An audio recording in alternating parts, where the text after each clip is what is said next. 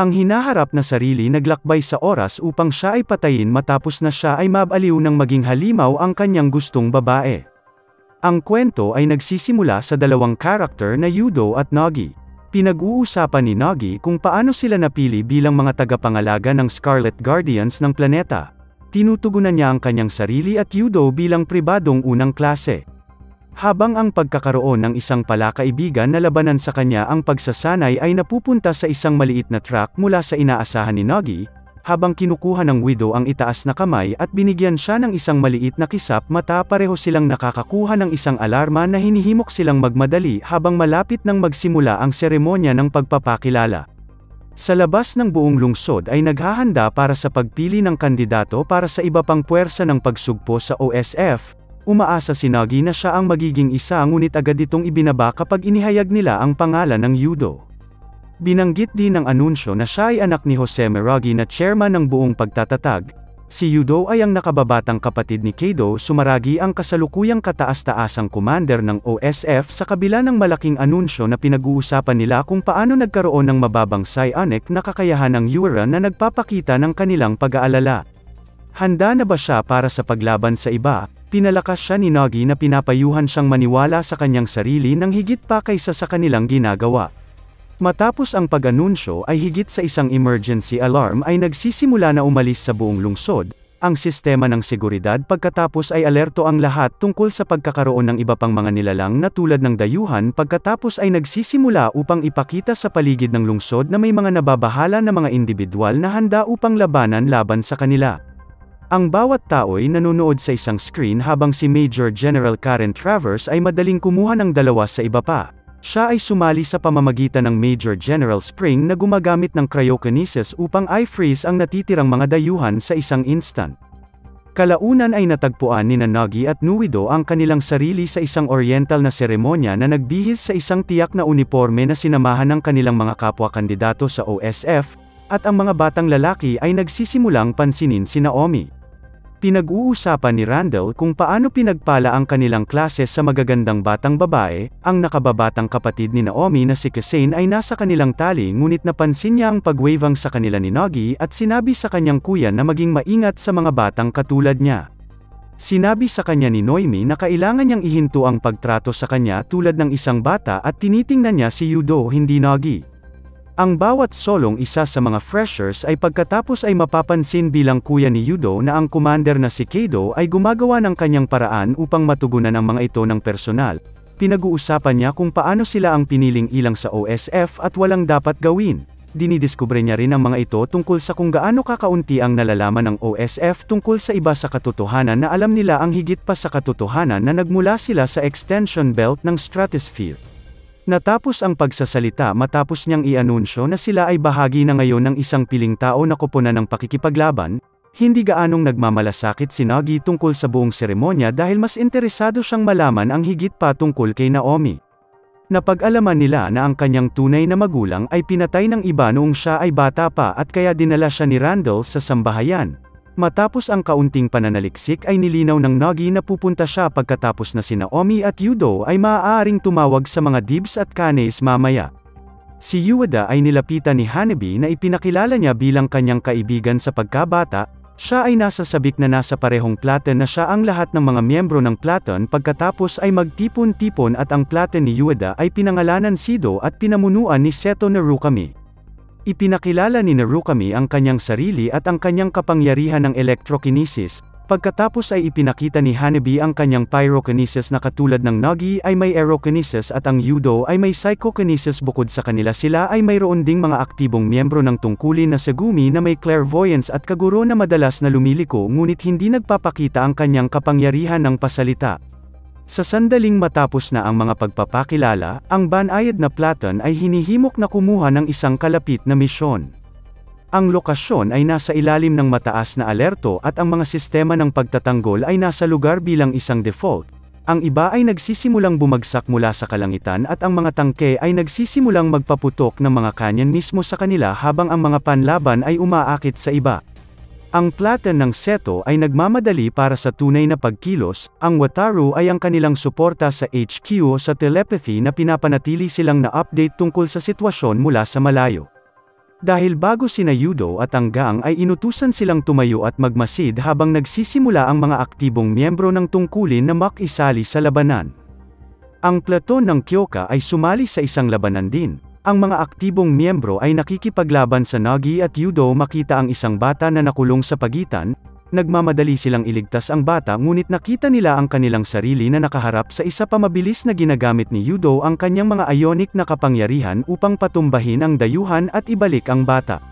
Pinapayagan nito ang puwang para sa Nagi na mailabas ang kanyang mga kapangyarihan na hindi napatunayan ng labis habang siya ay natambak. Tinutulungan siya ni Noemi mula sa matigas na sitwasyon habang ang Yudo ay humihikayat sa isa sa kanila. Hindi ito nagtatagal para makuha ni Yudo corner din ngunit siya ay pagkatapos ay naisave ng Kanasai.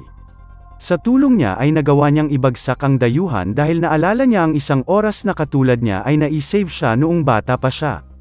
Si Luca Traver ay isang naguutos na mga senior briefs sa lahat sa sitwasyon na nagsasabi sa kanila na nawala sila ng 2 sundalo, tulad ng ang kanilang talino ay kinain ng iba. Kalaunan ang mga bagay ay bumalik sa normal at ito ay isa pang araw sa Earth. Ang sistema ng seguridad ay patuloy na nagbibigay ng mga update tungkol sa stratosphere habang nagpapatuloy ang mga tao sa kanilang buhay. Habang naglalakad ay tinanong ni Yudo si Tatsunagi tungkol sa kung paano niya iniisip na si Kanasai ay ang parehong tao na nagligtas sa kanila mula sa iba habang siya ay bata pa. Binanggit ni Nagi na hindi ito malamang ngunit hindi imposible dahil ang mga miyembro ng OSF ay dumaan sa isang proseso ng pagsugpo sa Gross. Salamat sa maliit na ranggo ng ahente ng katotohanan na ito ay walang kaugnayan sa OSF at ito ay ang kakayahan ng tao na tumutukoy sa kanilang paninindigan kasama ang lahat ng ito sa isip. Nilinaw ng Nagi na ang mga kapatid na Rando ay 16 sa parehong edad na katulad nila. Pagkatapos ay magtungo sa isang kalapit na lugar ng turista na may libingan ng Yakumusumrogi ang tagapagtatag ng OSF at a cemented bayani sa mga mata ng lahat na sumusunod sa likuran. Pagkatapos ay natagpuan nila si Naomi at Kanasai na medyo may parehong plano sa kung paano nila gugugol ang araw. Agad na sinubukan ni Nagi na gumawa ng ilang mga galaw sa Naomi ngunit tinitiyak ng Kanes na kilala ang kanyang presensya. Samantalang si Yudo ay nagkakaroon ng pagkakataon na tanungin ang mga kapatid na babae kung mayroon silang anumang malapit na kamag-anak na nagbahagi ng katulad na hitsura sa alinman sa kanila. Hindi nila naaalala ang pagkakaroon ng sinumang tulad nito pagkatapos na bumalik sila sa kapalaran. Samantala sa OSF punong himpilan na si Keido ay gumagawa ng kanyang ulat kay Joe habang tinatalakay nila ang pangkalahatang estado ng bansa. Pagkatapos ay tumatagal si Joe ng oras upang makipag-usap kay Keido bilang isang anak na lalaki at tanungin siya kung paano ginagawa si Yuta. Pinag-uusapan ng mga alingaw-ngaw na kinuha niya ang isa pa. Tumugon siya na ang kanyang nakababatang kapatid ay mahusay na gumagana ngunit hindi niya nais na makakuha ng anumang espesyal na paggamot dahil lamang doon.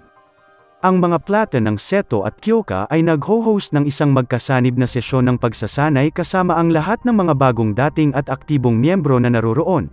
Ito ay isang medyo simpleng labanan sa pagitan ng 2 koponan ng 5 kung saan ang unang koponan na makuha ang watawat sa gitnang panalo.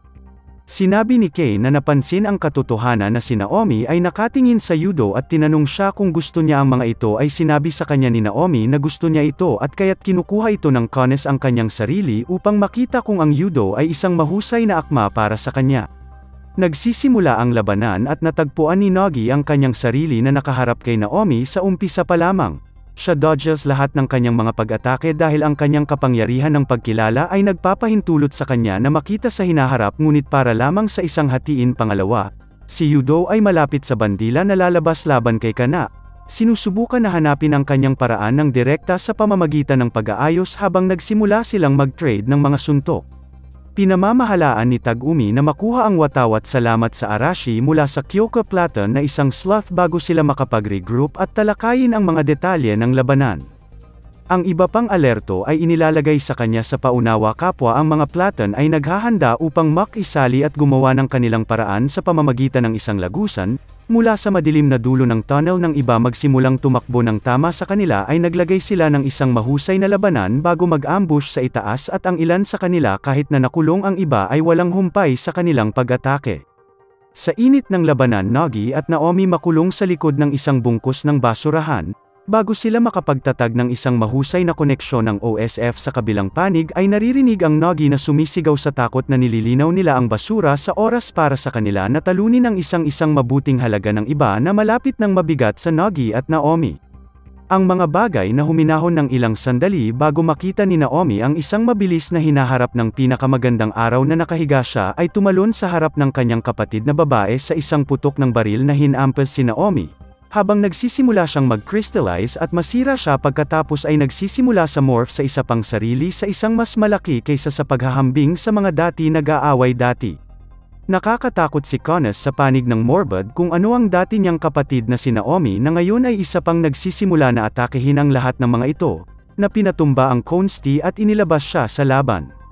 Nagsimulang sumigaw si Nagi at mag-iling sa kakilakilabot na nakita niya kahit na ang iba pa singil na hindi siya maaaring ilipat na nagiging sanhi ng Yudo na mag-ingat at labanan laban sa halimaw.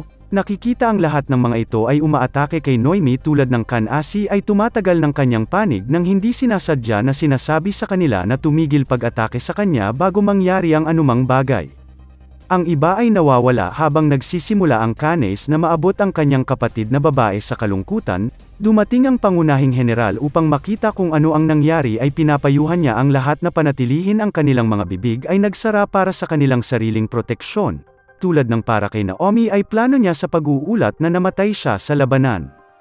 Siyempre ang ilan sa kanila ay hindi sumasang-ayon dito ngunit nilinaw ni Gemma na ang mga ito ay mga utos na dapat sundin.